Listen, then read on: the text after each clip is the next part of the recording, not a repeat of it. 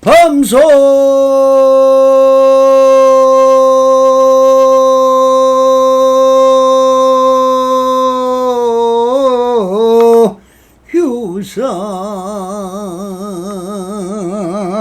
유상이 계시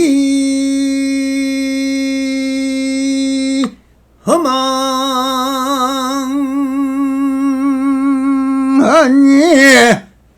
양견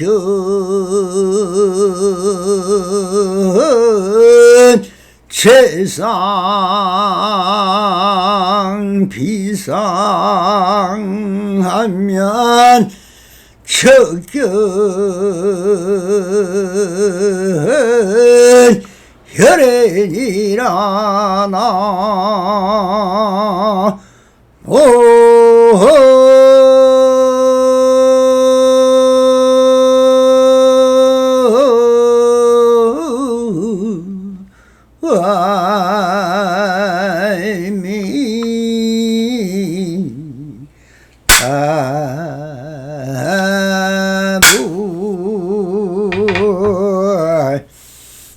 반갑습니다.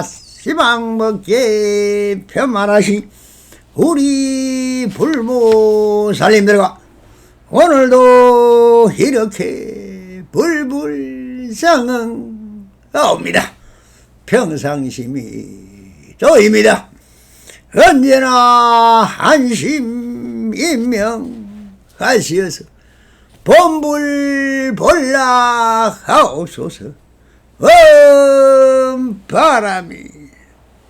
자, 오늘도 조사선 서로 법안노 상당 제11편 도량에서 옵니다는 주제로 간단한 선문답 한 기절을 가지고 우리 불보살님들을 같이 이것이 또한 하두와 같은 것이니 바로 듣고 깨달으면 그대로 부처입니다. 한 스님에게 물었다. 어디서 오느냐? 도량에서 옵니다. 밝음을 깨달았느냐? 어둠을 깨달았느냐? 그 스님이 대꾸가 없었다. 무슨 말인지 알겠습니까? 한 스님에게 물었다. 어디서 오느냐? 도량에서 옵니다.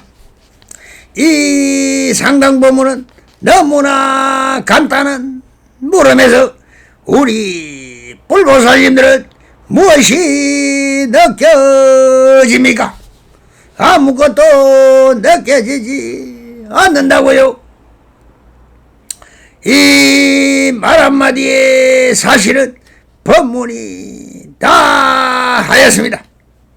큰 법당에서 조실 스님이 나와서 법석에 앉아 그냥 내려가도 일성법문은 다 하였고 보여줬고 그 봄으로서 법식과 의식과 상당법문이라는 모든 형식을 다 놔두었습니다. 아무 말이 없이 편히 쉬어라 하고 내려가시는 적도 있고 참 날씨 한번 좋다고 내려가시도 법문은 다 하신 것입니다. 그런데 마음이란 오직 비추이고 비추인 그 형상을 통해 지금 여기 있는 그대로를 다 보았고 알아차렸고 그렇게 내려가시듯 또 말씀을 하루 종일 하시듯 그렇게 있는 그대로일 뿐인 것입니다. 시간도 공간도 형상도 그대로일 뿐인 것입니다.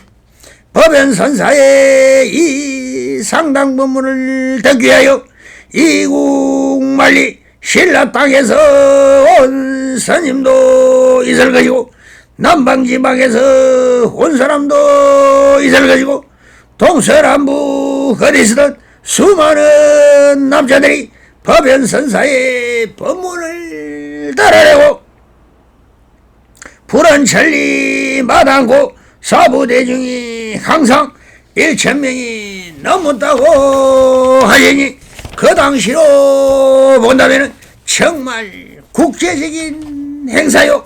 크나큰 그 사람들이 먹고 자고 세수하고 대구를 올리고 참선을 하고 산속에 올라가 무덤가에서 홀로 참선 수행하는 사람, 고행을 한다고 공덕묘지를 찾아 밤을 새워가며 그 혹독한 두려움을 견디며 스스로의 마음을 찾으러 가듯 수행을 하는 사람들은 선방에서 도반들과 이런저런 경전과 대성경전과 율법과 경율론 사막을 공부하는 사람, 그 뒤 치닥거리를 위해서 공양간에서 식사를 준비하는 과정을 또 올려보십시오. 밥솥은 얼마나 컸으면 밥솥 안에 사람이 들어가 배를 타고 밥을 지었다는 말이 있었겠습니까? 바로 공양이라도 하려면 식당은 얼마나 커야 할 것이며 그 1,000여 명이 먹는 음식을 어떻게 신도들이나 불공을 올리려는 일반 불자들의 의식과 예불에 참여하는 사람들과 하루에 일어나는 수많은 사연들과 밥 먹고 차 마시고 해우소까지 청소하고 도량을 가꾸고 운영하는 그 자체만 해도 한 골짜기를 메우어도 남았을 것입니다. 그런 사부대중이 기거하는 사물이며 생활 필수품이며 작금의 생각만 해도 어떻게 그렇게 많은 인원들이 사찰을 관리하고 운영권을 하였는지 그 안에서 법칙과 규율과 행록을 기록한다면 하루에도 몇 건의 책이 만들어지고 기록이 되었을 것입니다. 더군다나 법안종의 대가람이었을 것이며 또한 고관 대장들이나 국가가 지방관리들이 찾아와 함께 법문도 듣고 불공도 올리려면 그 시설 규모가 참으로 대단했을 것입니다. 그런 수행공간에서 하루에 한 번 조실선사께서 법을 설하는 것을 상담 법문이라고 하니 이 법문이야말로 살아있는 부처님의 설법하는 것 같은 엄숙하고 장엄하고 웅장하였을 것입니다. 그런 분위기 속에서 수많은 수행생들이 선사님 앞에 나와 선문답을 한다는 그 자체가 어떻게 그렇게 쉽지도 않을 것이고 수자스님과 좌우 전후 방향들이 있을 것인데 그 스케줄에 맞춰 그 법상에서 질문을 한번 한다는 것은 얼마나 어려운 절차와 순서를 기다려 한번 질문할 수 있겠습니까? 선호록을 보면은 그 전에 위탁하여 수행하다 보면은 수년이나 수개월이 걸려도 법안선사에게 질문 한번 할 수 없는 길도 그리 쉽지 않을 것입니다.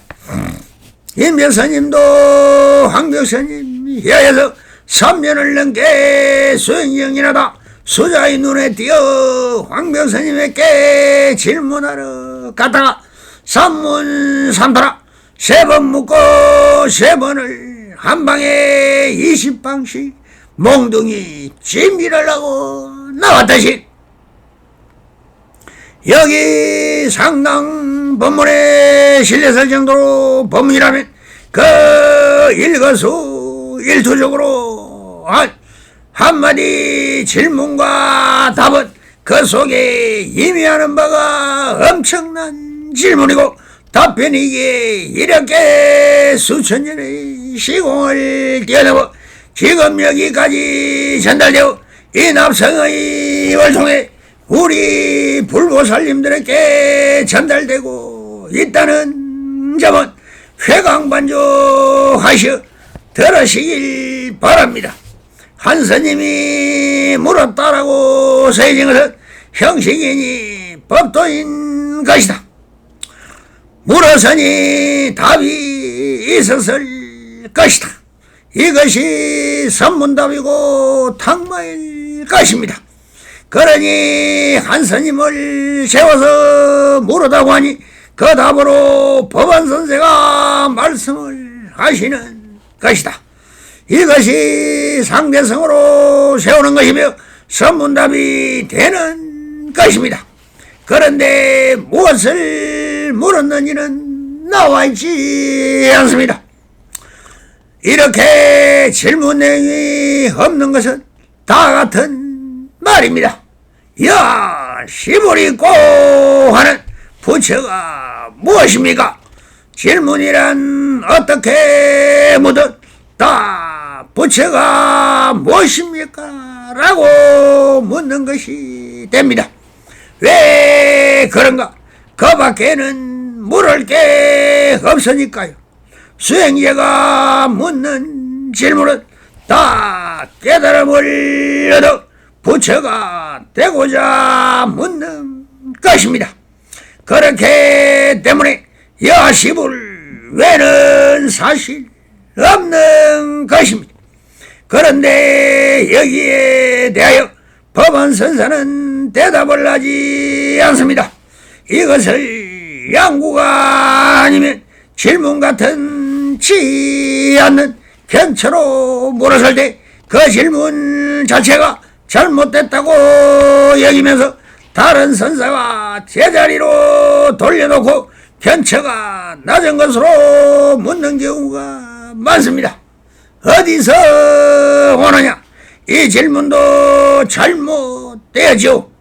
어디서라는 말은 지금 여기가 아닌 여기 오기 전에 과거에 어디에 있었느냐를 묻는 말이니 이건 역시 말이 안 되지만 유의적 세속법으로 붙는다면 말이 되는 것입니다.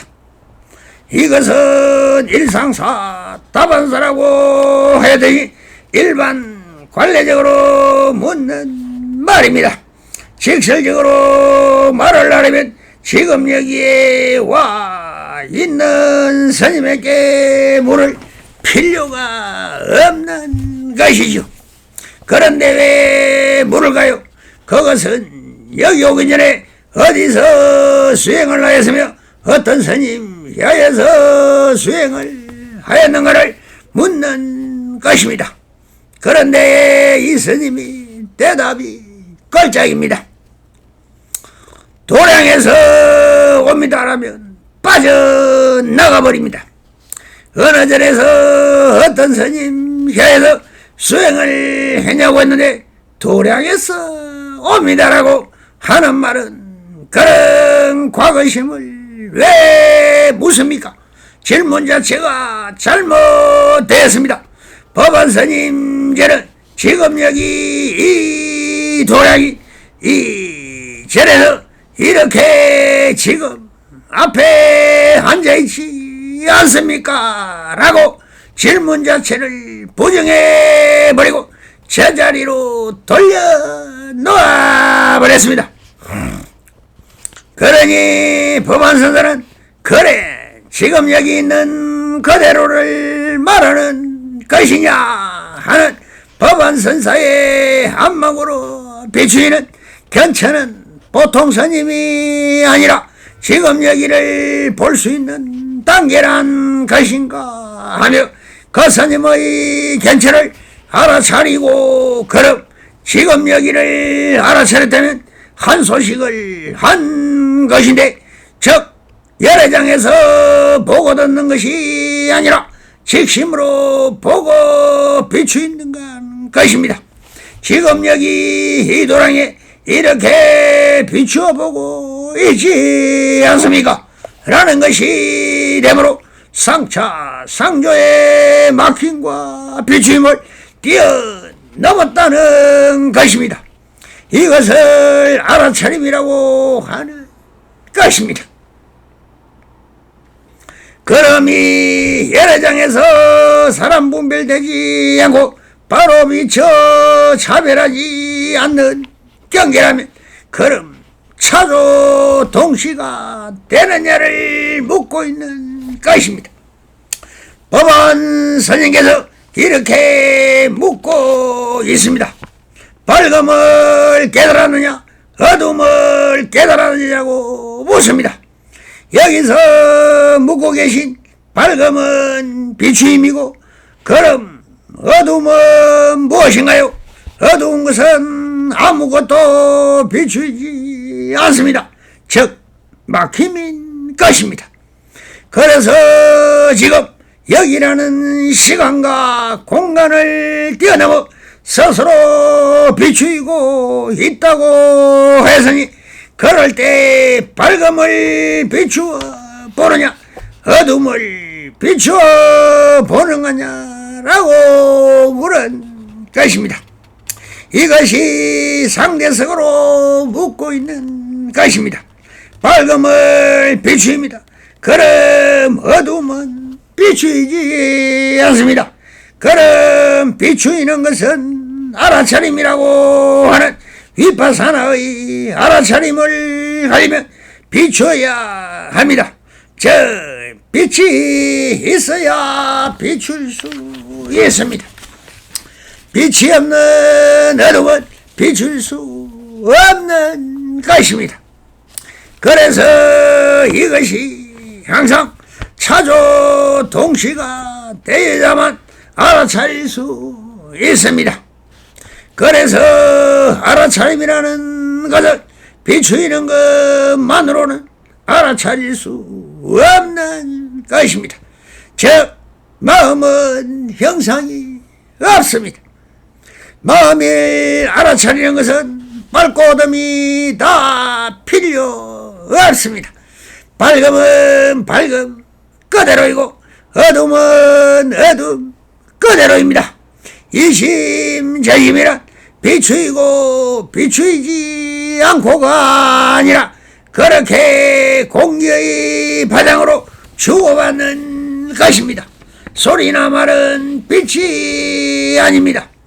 소리는 빛으로 주고받는 것이 아니라 공기의 파장으로 전달되고 전달받습니다.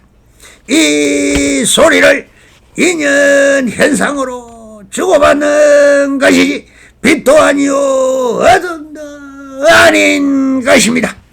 그래서 들을 줄 알면 성문이요 알아차리면 영각이라고 하는 것입니다. 눈으로 본다고 하지만 비추어 알아차리는 것도 마음이요 소리의 파장을 듣는 것도 마음인 것입니다. 그러므로 이심저심이라 마음과 마음이 주고받고 알아차리고 또 금방 사라지는 것이니 정멸과 알아차림도 동시생이며 동시멸인 것입니다. 그러므로 위파사나와 사마타는 동시생 동시멸이 되면 아무 일이 없는 생이면서 멸이고 멸이면서 생멸이니 이것을 생사경계를 뛰어넘는 것이며 생사경계를 벗어나야 해탈이고 열반인 것입니다. 그러니 이 상차 상조 차조 동시가 되었느냐고 묻고 있는 것이니 이 스님이 무슨 대답할 것이 있습니까? 그 스님은 대꾸가 없었다라고 써져 있는 것은 만약 이 서문답에 확철되어 하였다면 바로 법안선사에게 절을 하더니 한 수의 오도송을 읊었을 것입니다. 그러니 그런 기록이 없는 것을 보면 이런 서문답에서 우리 불보살님들이 수행을 하고 있었다면 아니면 관하선이라도 하고 계셨다면 다른 이런 힌트를 주면 그 즉시 깨달아 맞춰야 하는 것입니다. 왜 그런가? 아직 일을 마치지 못하였기 때문입니다. 우리가 말하는 한평생이란 말을 자주 합니다. 한평생이 무엇입니까? 태어날 때 천진불로 부처로 태어납니다. 그래서 경계 따라 속고 속이고 배우고 익혀 몸을 키우고 학교에 가서 살아가는 방편과 기술과 기교와 기능을 배워서 그 익혀진 기술을 바탕으로 직장도 구하고 연애도 하고 결혼도 하고 가정을 꾸려 애도 낳고 키우고 또 기르키며 가르치며 살다 병들어 죽습니다. 이것을 생유이멸이며 생로병사인 것입니다. 이것은 수많은 시간과 공간이 필요합니다. 이것은 사실 몸이 살아가는 한 현상일 뿐인 것입니다. 이 몸은 지수와 풍의 조합이며 모였다 흩어지는 나무로 온 것도 없고 사라지는 것도 없이 이루어졌다. 조금 주하다 늙어서 병들어 죽습니다. 그러면서 3일한 삼재 8년을 다 겪으면서 힘들고 어렵게 살아갑니다. 이렇게 살고 있는 그 주제가 무엇인가 한번 알아차려 보려고 하지 않으면 그 삶은 어디에도 삶 자체가 없습니다. 공수래 공수구라 빈손 들고 나왔다가 빈손 들고 간다는 것입니다. 하나의 희노애락을 누리지만 또한 삼재팔란의 교통을 겪습니다. 삼재란 천재지변과 사고사변과 만벽만고를 겪으면서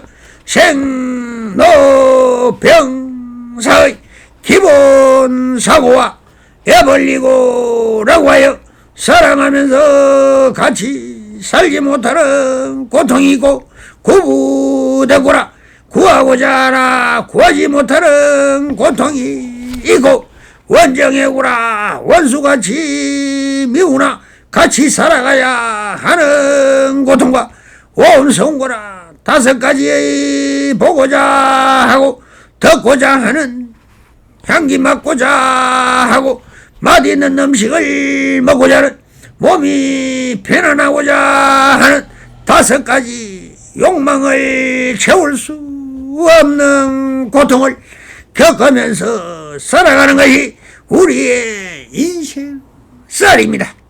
이렇게 살아가는 것은 일장춘몽이라고 했습니다. 중국의 양나라를 세운 양우제는 시골 마을에서 태어나 낮에는 산에 가서 나무를 베어다가 장에 가서 팔아서 그렇게 힘들게 살면서 부모님을 모시고 살던 시골 총각이었습니다. 그런데 매일 나무를 하러 가는 길에 모퉁이에 돌로 세워 만든 미륵 불보살이 있었던 모양입니다. 그래서 매일 나무를 나에서 내려올 때 항상 꼭 꽃을 꺾어다 미륵보살님께 꽃공양을 올리곤 하였답니다. 그러다 전쟁통에 전쟁에 걸려나가 힘이 너무 세고 덩치가 커서 아주 사람을 죽이는 일을 너무나 잘하여 장수가 되었고 결국에는 나라를 세우는 대장군이 되어서 양나라를 세웠습니다. 그래서 항상 내가 미륵보살님께 꽃공양을 올려 이렇게 천재가 되었다며 천개의 절을 짓고 만불의 부처님을 모셨으며 스님을 10만 명이나 수행케 하였던 것입니다. 그러나 지공화상의 소개로 달마대사를 만나게 되었던 것입니다. 이것이 백암록 제1칙으로 나오는 달마불식이란 화두입니다. 달마대사를 만난 양무제가 천개의제를 짓고 만불의 부처님을 모셨으며 10만 명의 스님들에게 공양을 올리고 있으니 그 공덕이 얼마나 되느냐고 물었습니다. 그런데 달마대사는 무라고 하였습니다. 공덕이 아무것도 없다라고 하였습니다. 아주 얼굴이 부르락하던 양무제가 다시 묻습니다. 그대들이 모시는 석가모니불 이라는 분이 성인이냐고 물었습니다. 그런데 달마대사는 확연무성이라 했습니다. 즉 확실히 말한다면 성인이라고 할 수 없다라고 했습니다. 아주 꼭지가 돌아버린 양무제가 그럼 내가 대하고 있는 그대는 누구냐라고 소리치고 달마대사는 불식 즉 모른다라고 했습니다.